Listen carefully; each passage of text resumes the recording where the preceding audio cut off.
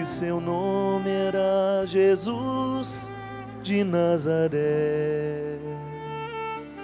Sua fama se espalhou e todos vinham ver o fenômeno de um jovem pregador que tinha tanto amor.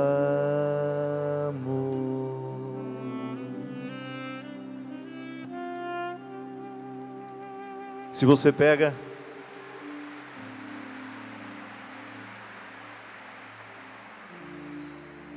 os evangelhos narram os inúmeros encontros de Jesus com as pessoas. Aquilo que o Padre Zezinho, de maneira tão sábia, tão simples, tão poética, nos narra nessa música, que na verdade, se você canta do início ao fim, você vai ver que passa todo o processo de Jesus. Desde o momento em que ele era um pregador desconhecido, e aos poucos a sua fama foi crescendo, e as multidões procuravam por ele o tempo todo. Você vai vendo na sensibilidade do poeta, do padre, um jeito bonito de descrever por que Jesus atraía tanto as pessoas. Por que Jesus atraiu você? Você tem ali os personagens famosos do Evangelho, mas eu gostaria de pensar muito mais nos anônimos, naqueles que não ganharam o registro da Escritura, naquelas pessoas que Jesus encontrou e que fez delas seguidores. Minha gente, eu não tenho dúvida que o que fez a multidão correr atrás de Jesus é que aquele homem era portador de uma palavra que tinha o poder de diminuir o medo. Medo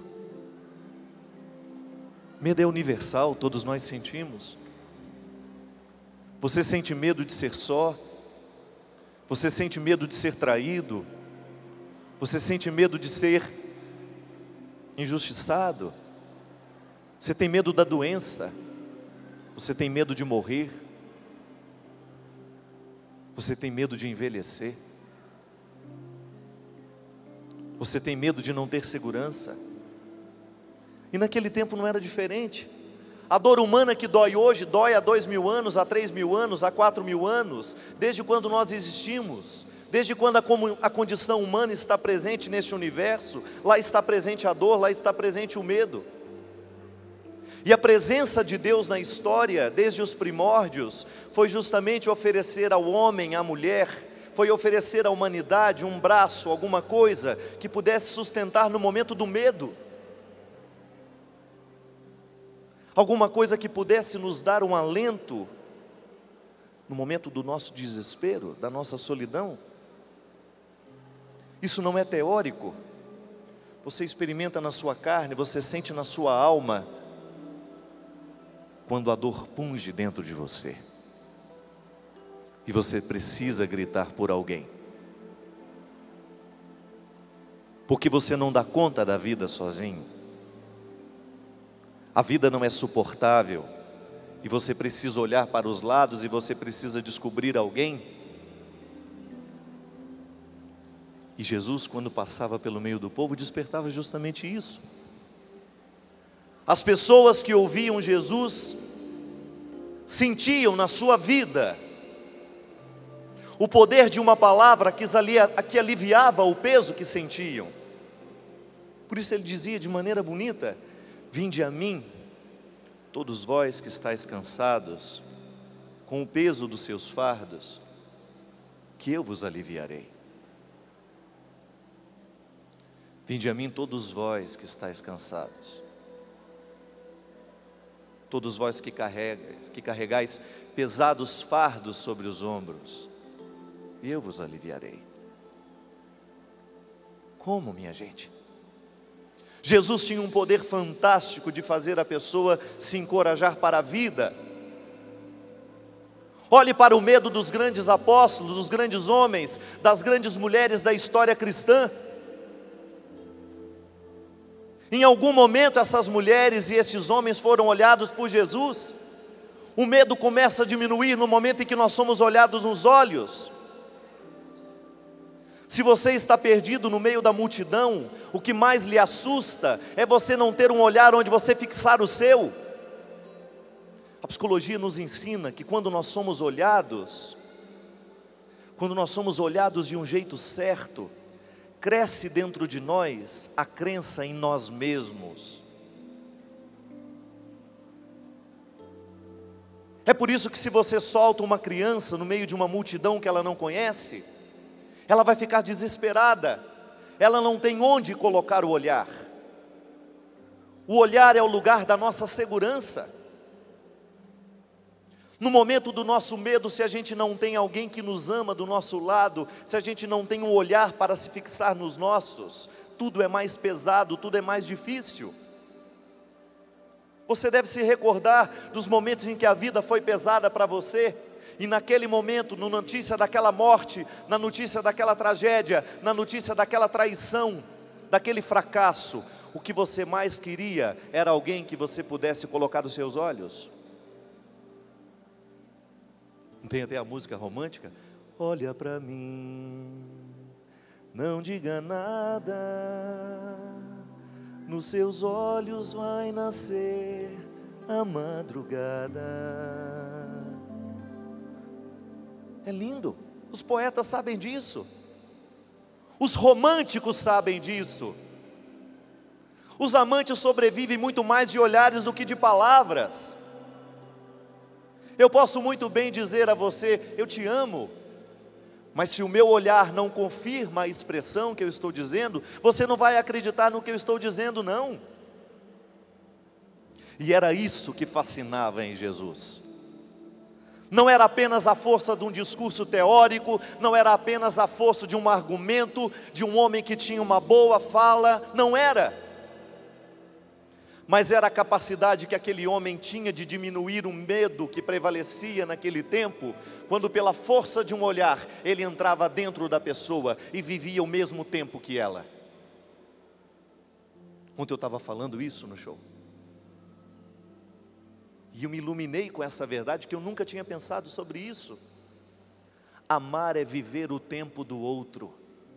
Essa frase eu já tinha falado, mas o desdobramento dela ontem à noite para mim foi lindo, porque foi uma revelação de Deus naquele momento, minha gente.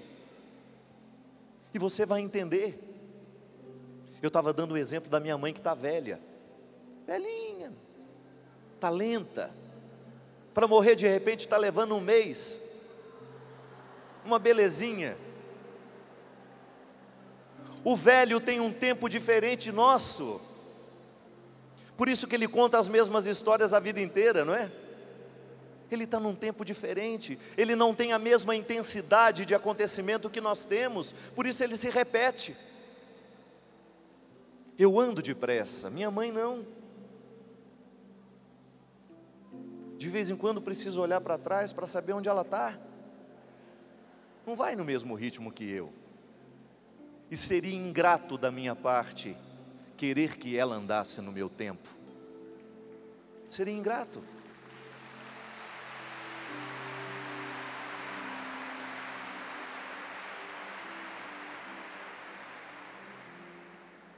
Entrar no tempo do outro é uma prova de amor, minha gente. Minha mãe é lenta, eu não sou. Eu fico lento por causa dela no momento em que estou com ela. Aquele que tem possibilidade ajuda o mais fraco. Eu entro no tempo dela. E o que Deus me iluminou ontem no momento em que eu falava, é que o banquete, o jantar, o lugar onde nós nos sentamos para comer, é o lugar onde nós tentamos viver o mesmo tempo. Onde todos nós ficamos no mesmo tempo. Porque um é mais apressado, o outro é mais lento, o outro é mais ou menos. Mas chega um momento da vida em que a gente precisa viver o tempo do outro. A comunhão se estabelece no momento em que vivemos o tempo juntos. Isso é tão lindo. A gente diminui o medo quando nós entramos no tempo do outro. Se de repente você está devagar, e você está com medo, Alguém segura na sua mão e diz: não se preocupe, eu vou ficar do seu lado. Aí você fala: mas você não tem que ir? Ela diz: eu tenho que ir, mas eu decidi que vou ficar com você. Diminui o medo. Entrou no seu tempo, viu você como você é, aceitou a sua lentidão, fez pacto com a sua pessoa naquele momento em que não dispensou você, mesmo que ela tivesse tanta coisa para fazer. Me escuta um minuto? É possível? E você tão apressado, tão cheio de coisas, para e escuta o que ela tem a dizer. Olha para mim, não diga nada, nos seus olhos vai nascer a madrugada. Por que a madrugada? Porque na madrugada o nosso metabolismo está mais lento. Isso é, quem dorme, né? Quando você começa a dormir, você entra no tempo do descanso. A sabedoria do corpo, minha gente.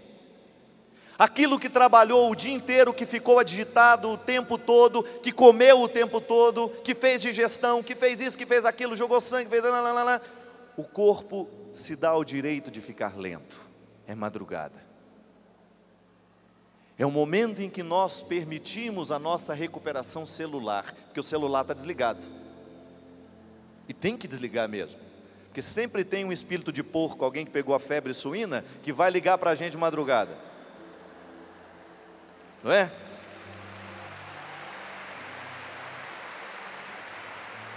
Tem uma amiga que adora ligar. Para mim não, porque o meu celular fica desligado. Eu sempre falo, se morreu alguém, gente, me espera acordar, tomar um café, depois vocês me contam. Que eu não vou sair de madrugada para velório de ninguém. Aí a minha amiga liga 3, 4 horas da manhã para as amigas dela. O que você está fazendo? O que eu posso estar fazendo às 4 horas da manhã, meu Deus do céu? Estou vivendo o período da madrugada, que é o momento da lentidão, o momento em que o meu tempo é devagar. Por isso que a medicina nos ensina que o sono é um momento da reposição da saúde. É o momento que você emagrece, é o momento que você volta à saúde. Claro, se você não comeu uma picanha à noite, 3 quilos de macarrão, você vai emagrecer à noite.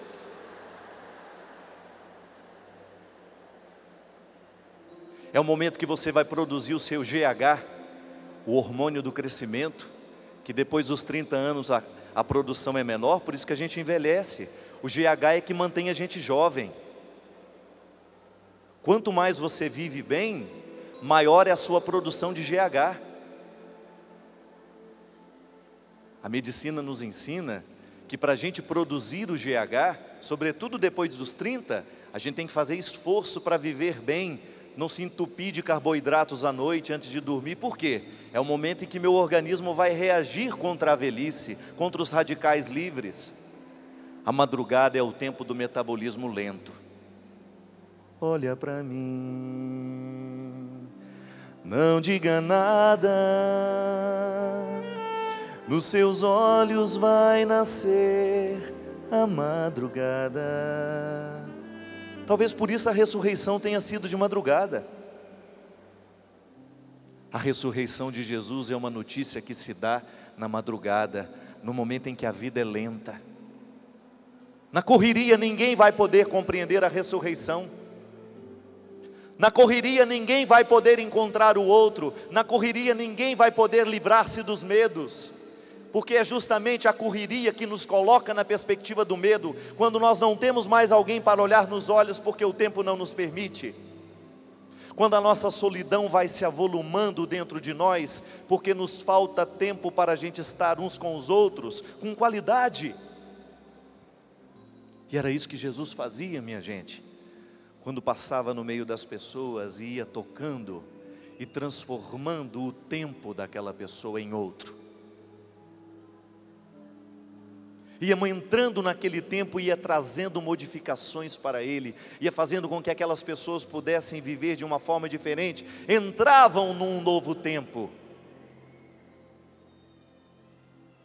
adentravam uma nova porta, conheciam uma nova morada, porque a presença de Jesus era assim.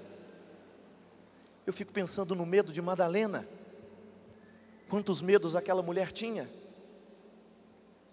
Uma mulher que passou a vida inteira sendo usada, um objeto. Uma prostituta. Como é que ela se enxerga? Um objeto. Para entrar no tempo da prostituta. Saia do seu tempo e entre no tempo da prostituta, ainda que em pensamento. Pense nos muitos medos que aquela mulher devia ter, minha gente. Quantas doenças físicas aquela mulher deveria trazer no corpo. Com certeza. Mas quantas doenças aquela mulher trazia na alma. Quantas doenças aquela criatura trazia no coração.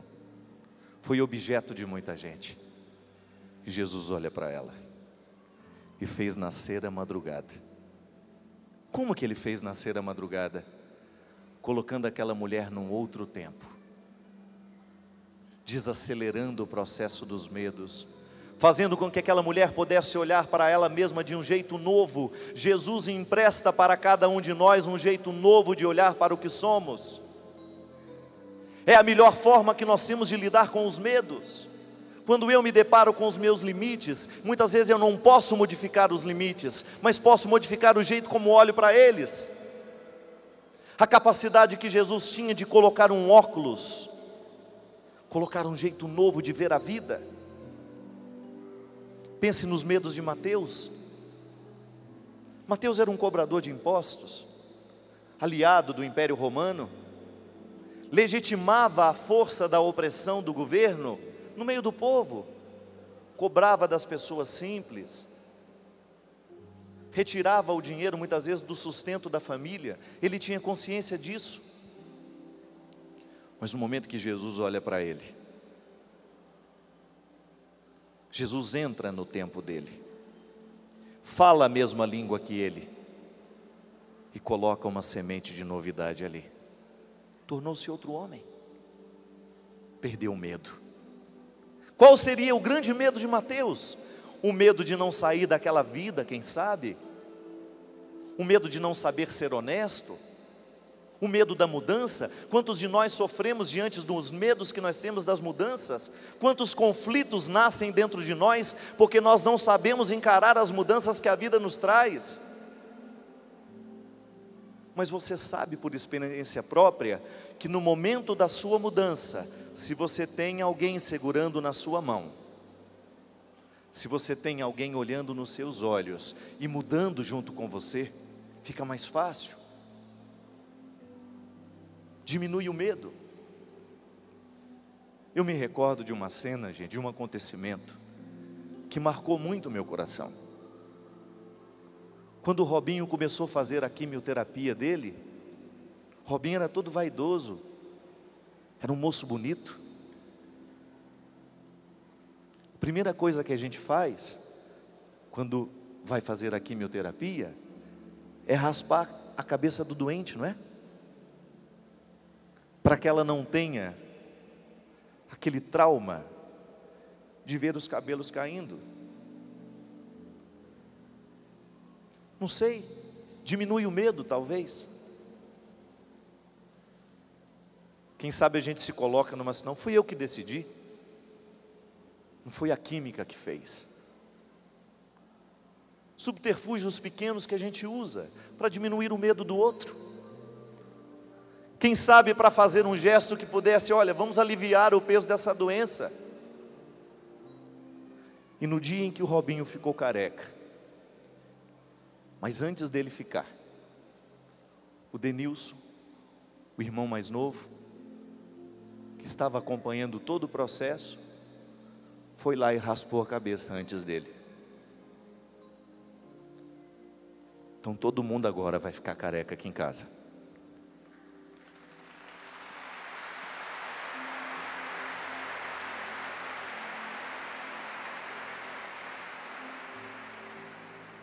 O que aquele menino queria? O que pode uma cabeça raspada fazer no coração do outro que sofre, entrar no mesmo tempo. É disso que eu estou falando, minha gente. A possibilidade que a gente tem de fazer o mesmo que Jesus fazia. Ao raspar a minha cabeça, eu demonstro que eu estou com você. Que o meu tempo de vaidades vai ter pausas. Por uma razão muito simples. Eu amo você. E quero que a minha cabeça raspada seja um sinal concreto de que eu estou no mesmo tempo que você. Eu não posso sofrer a mesma dor física que você sofre no estômago. Mas eu quero demonstrar com o meu gesto que eu estou do seu lado.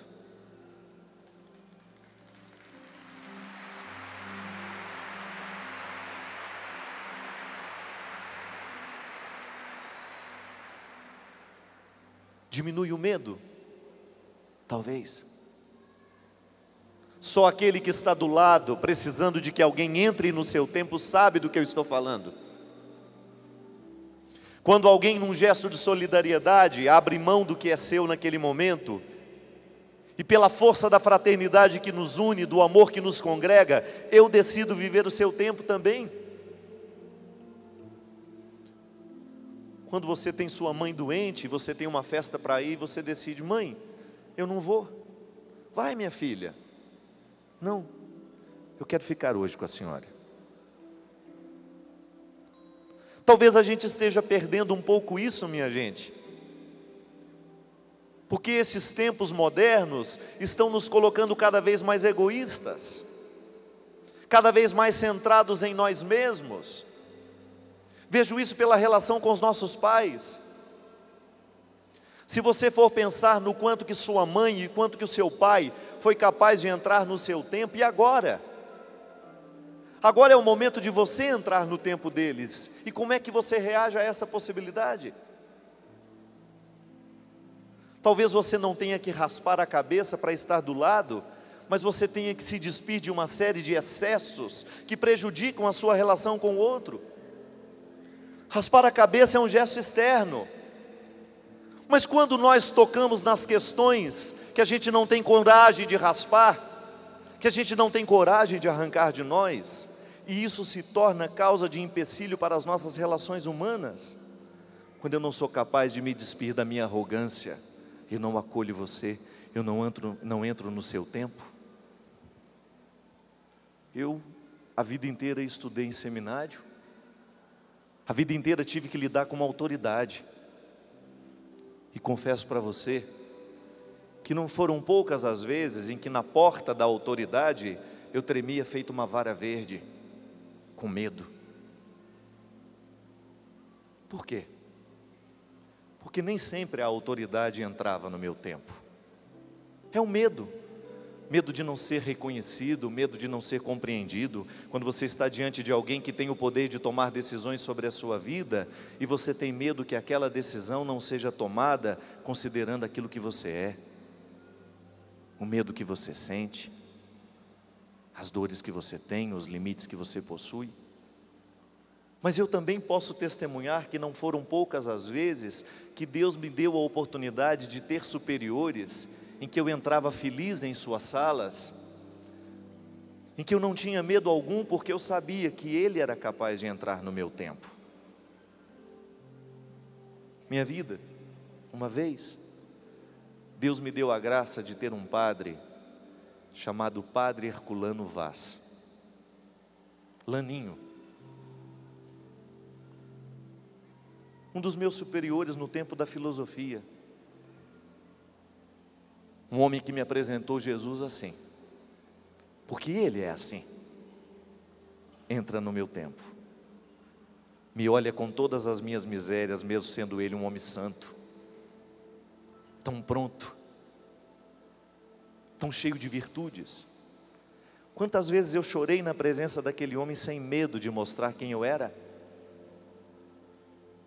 E chorar ao lado, de frente de alguém que nos ama, minha gente, é choro de ressurreição, porque lava a alma da gente, lava a alma da gente.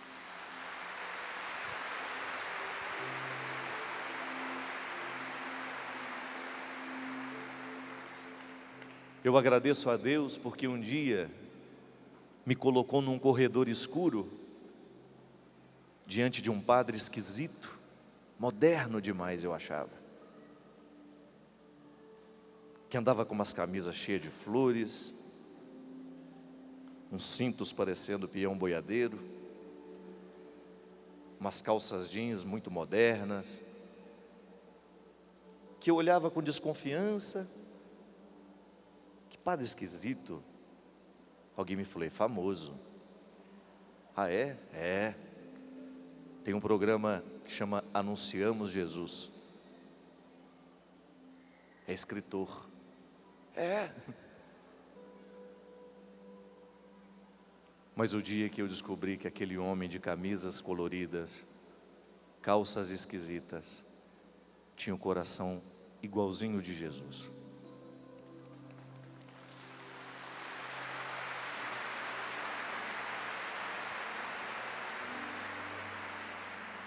Não foi alguém que me contou. Eu posso falar da mesma forma como a samaritana fez depois de ter encontrado Jesus.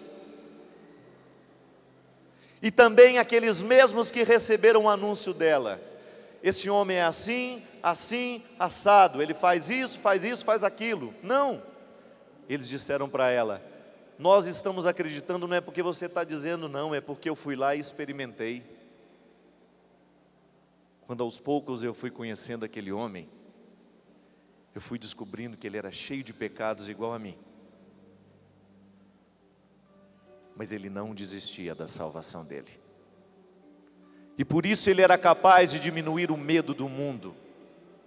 Ele olhava para os drogados e enxergava naqueles homens e mulheres o mesmo que ele enxergava dentro dele. Não tinha olhar de superioridade, não se sentia melhor, entrava no tempo deles. O tempo do Padre Léo era litúrgico. Era litúrgico.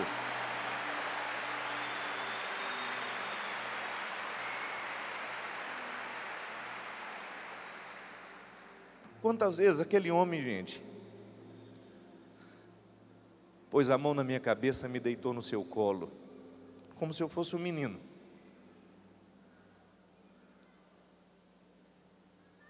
E diminuiu o meu medo. Da mesma forma como Jesus diminuía o medo de quem ele encontrava. Quantas vezes vendo o Léo de longe, lá em casa, morava em Belo Horizonte, ele aqui já no auge do seu trabalho aqui na Canção Nova, eu chorava igual uma criança do outro lado,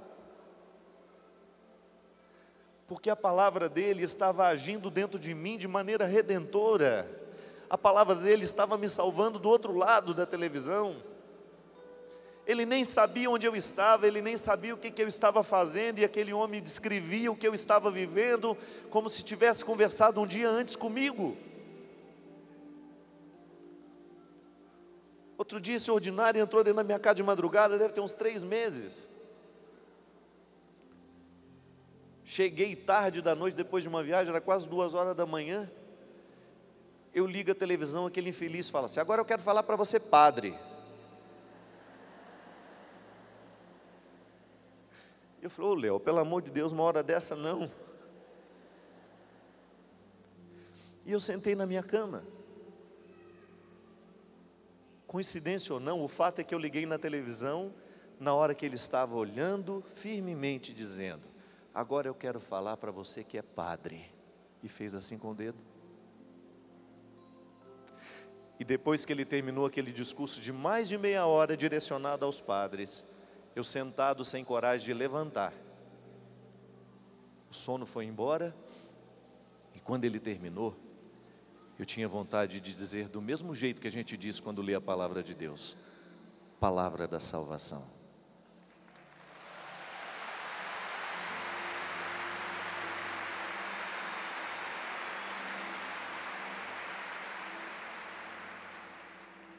Porque a palavra, quando ela está conectada na palavra de Jesus, minha gente, ela não tem outro destino dentro de nós senão nos libertar.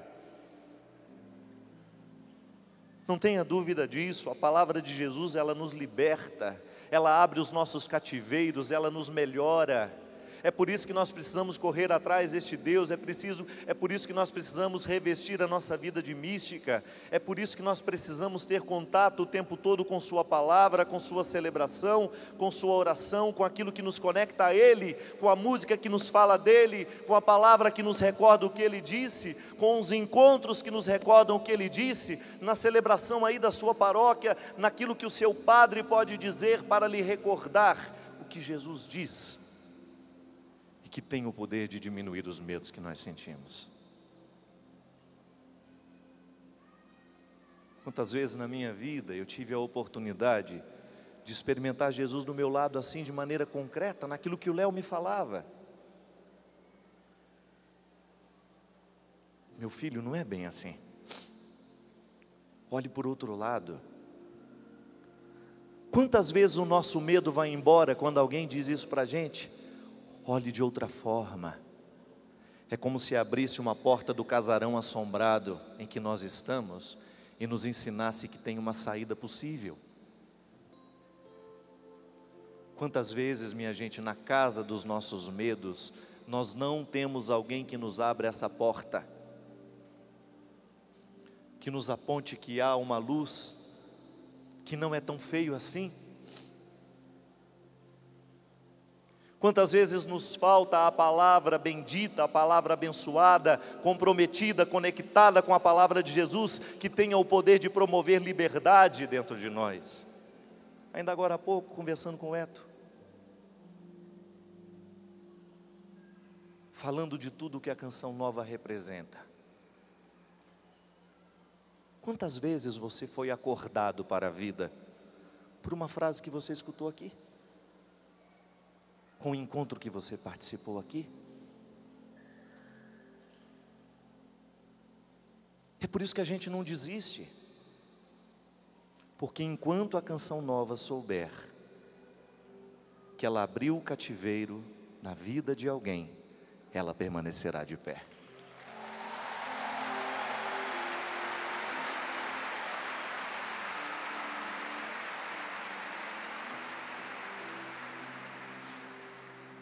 Outro dia me perguntaram: padre, é verdade que a Rede Globo proibiu o senhor de ir na Canção Nova? Aí eu disse assim: não, a única coisa que pode verdadeiramente acontecer é a Canção Nova me proibir de ir na Globo. Correto?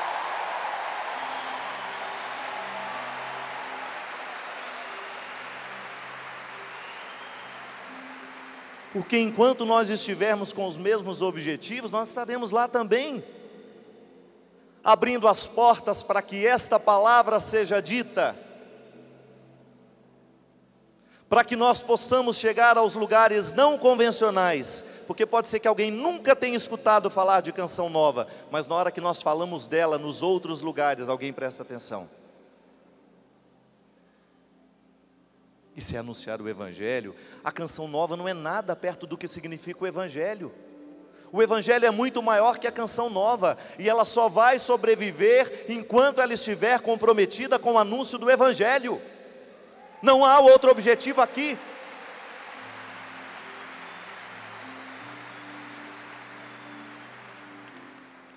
E os membros dessa comunidade sabem que tudo virá por terra o dia em que eles se desprenderem da missão verdadeira, que é anunciar o Cristo vivo e ressuscitado.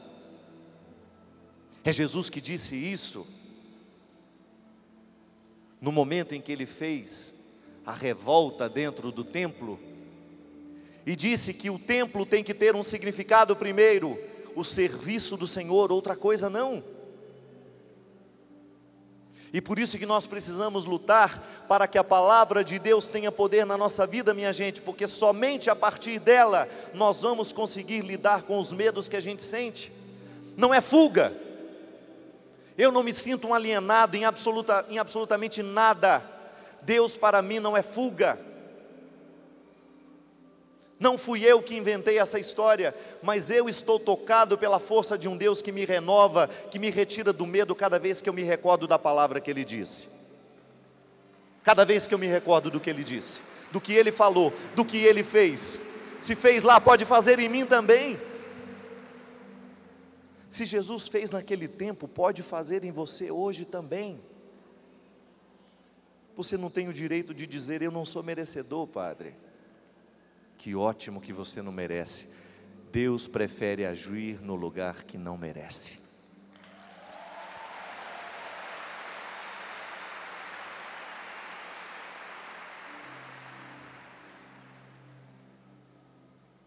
Se você não se sente merecedor, é um bom passo. Você é preferido do Senhor. Deus tem predileção pelos miseráveis e faz deles sinal de contradição no meio das nações. Toma posse disso, não tenha medo. Não tenha medo. Deus quer agir em todos nós. Deus quer transformar a nossa vida. Deus quer nos transformar em gente de bem. E para isso é preciso vencer os medos. A gente não alcança o sucesso da graça se a gente não vence a cadeia do medo.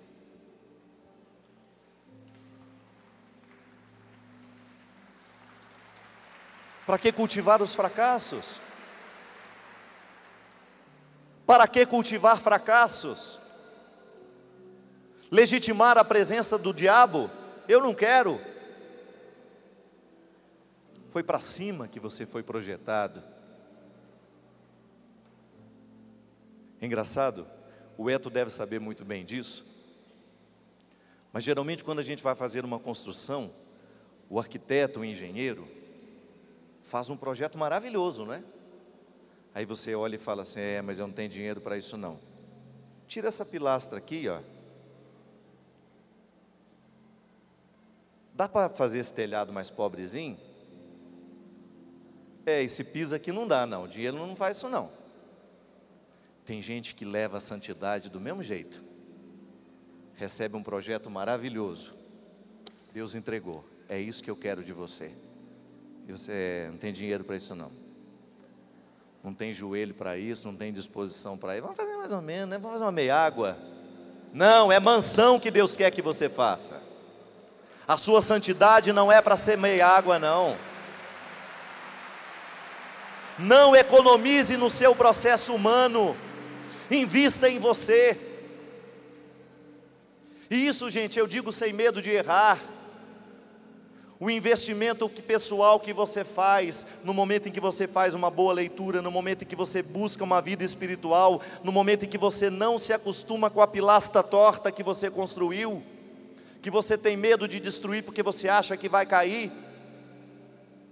Quando você se acostuma a ser uma casinha qualquer, não, olhe para o projeto inicial que Deus fez. Não é qualquer coisa que Deus projetou para você.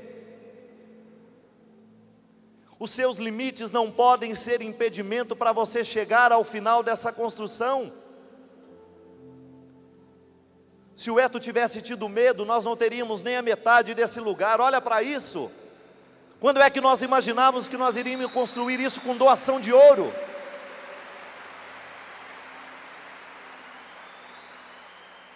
Ainda bem que você não tem juízo. Louco. E Deus age nessa loucura. Olha Dom Helder Câmara. Quanto que aquele homem era louco por Deus. Olha para os grandes místicos, todos loucos por Deus. Não pensavam pequeno. A alma, a humildade precisa nos fazer pequenos, mas nós não podemos ser pequenos diante de Deus. O que Deus nos propõe é grande.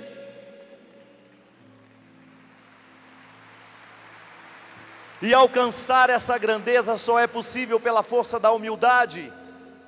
Você pode dar testemunhos de inúmeros padres, de freiras que se tornaram grandes e não perderam a humildade.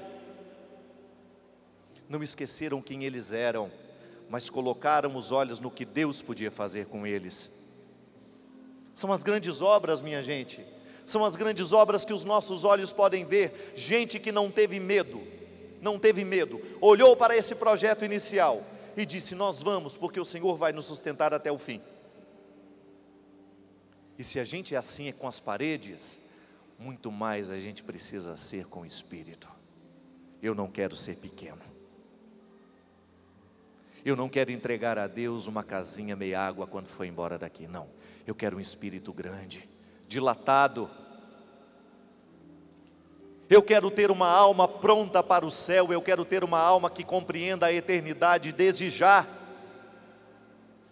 Eu quero ter uma alma que seja capaz de olhar nos olhos daqueles que estão do meu lado, independente de qual seja o credo que eles professam, independente da condição de vida em que eles estejam. O verdadeiro cristão é aquele homem que olha o mundo sem preconceito, porque o preconceito nos impede de chegar ao coração do mundo, o lugar onde Deus nos quer. Esse território está erigido desta forma, não é para santos. A Canção Nova não foi construída para trazer santos aqui dentro, não. A Canção Nova foi construída para trazer gente que aceitou o processo da reforma espiritual. E por isso será sempre bem-vindo.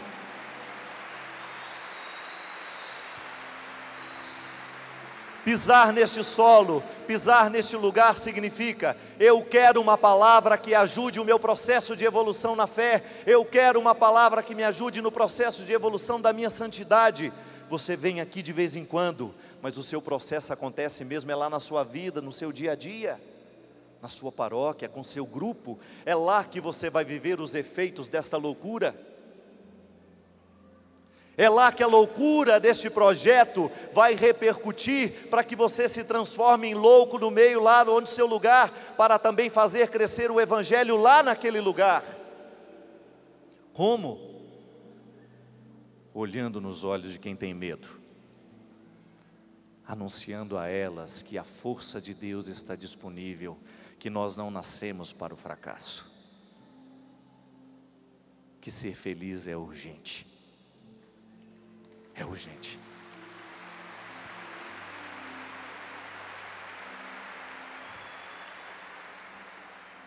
Olha para a planta inicial. Olha para o projeto inicial. O momento em que Deus colocou sobre as suas mãos a fotografia do que Ele quer que você seja. E pode ter certeza que na preguiça você não chega lá. É preciso empenho, minha gente. E não peça ao grande arquiteto que faça modificações na planta para simplificar. Não, peça a ele forças para agir do jeito certo para chegar ao lugar. Isso é coisa de fraco. Dá para tirar isso aqui da frente? Não. Dá para derrubar essa paredinha aqui que está me incomodando? Não. Passa, descobre um jeito de passar por ela. Dá para tirar o mar da frente? Não. Põe o pé na água.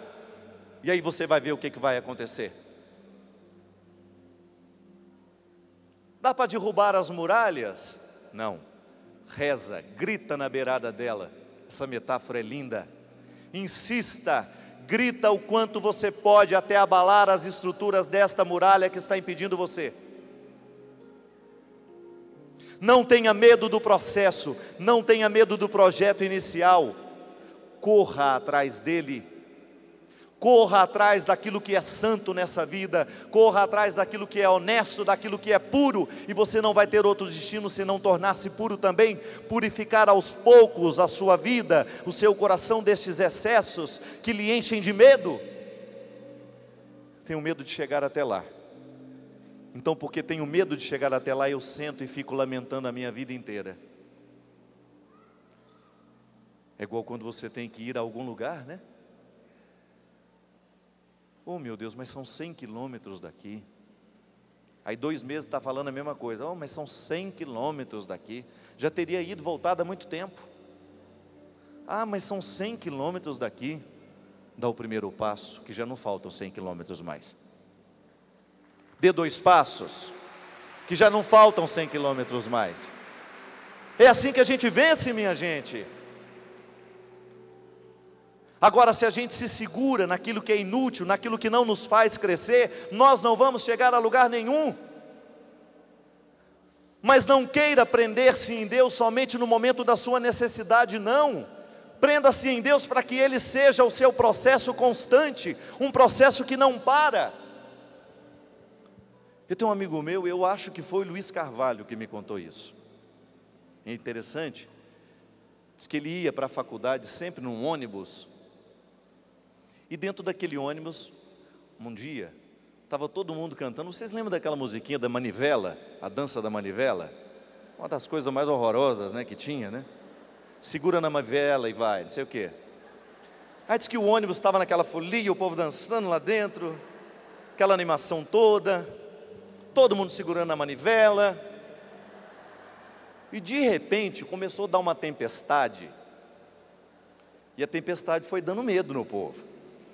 Aí diz que a primeira mulatinha sentou, a segunda sentou, uma mais animadinha começou a resistir, mas foi indo, sentou. Aí lá pelas tantas, aquele ônibus era um silêncio só. Aí diz que veio um da manivela lá do fundo, né? E falou no ouvido dele assim: puxa aquela música Segura na Mão de Deus.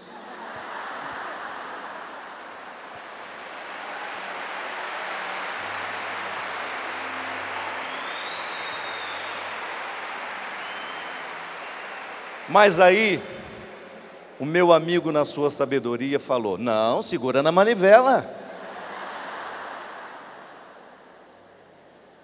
Quantas vezes na vida, minha gente, nós precisamos do tombo para poder descobrir o lugar essencial, o nosso lugar.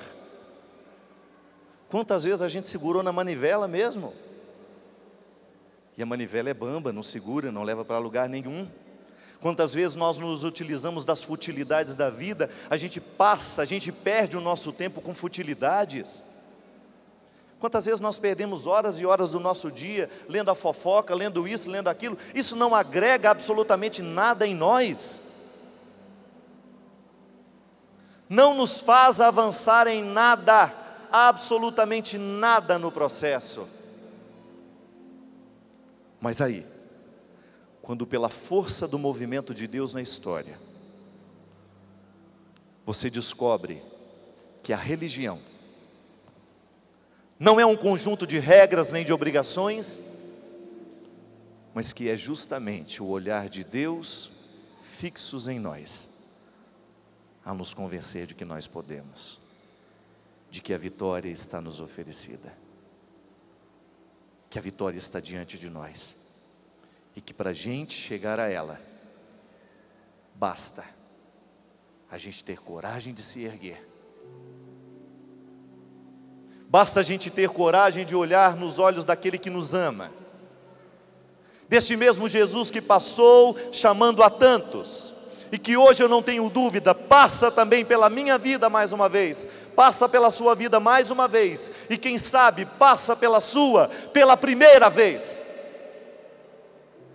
Passa para lhe convencer de que há muita coisa a ser buscada e que você não está fadado a morrer com os defeitos de hoje. Que você não precisa ser refém dos medos que você hoje tem, medo dos seus fracassos, medo do que passou, medo do que virá, que hoje você pode se transformar numa pessoa nova, pela força do olhar de Cristo, que nos diz que nós tudo podemos naquele que nos fortalece.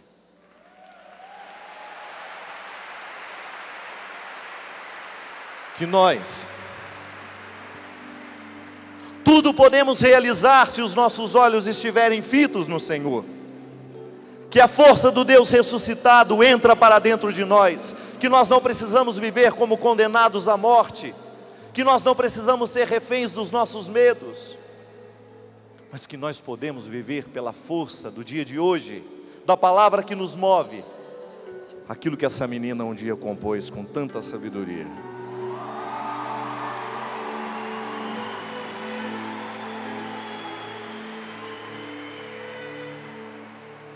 Você acha que essa música nasceu num momento de alegria? Não.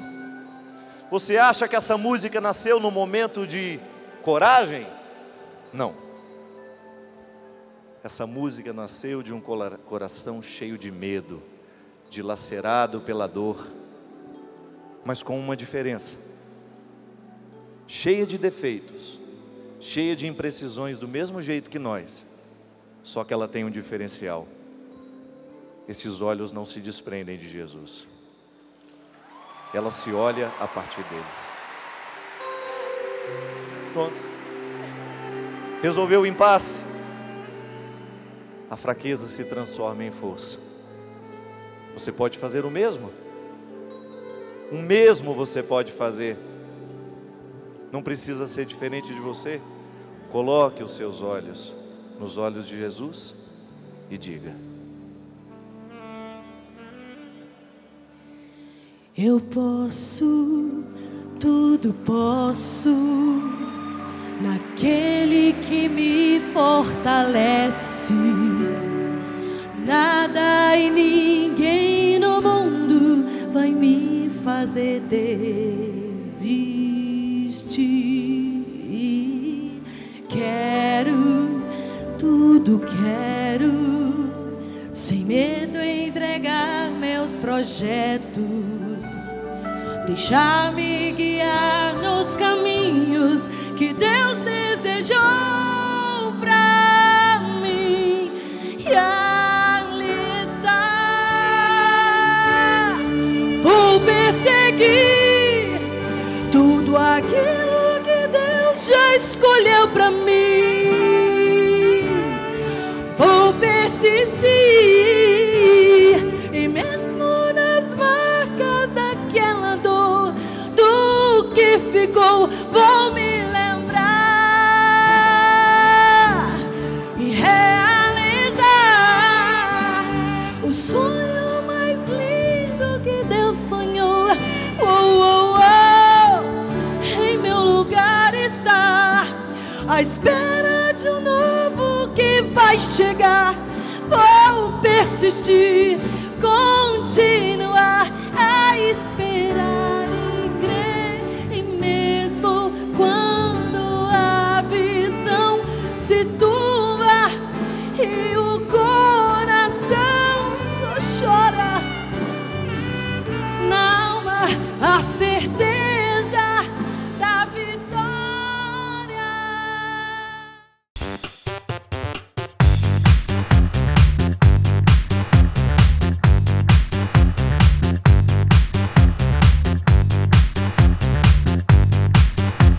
CançãoNovaPlay.com. Assine já!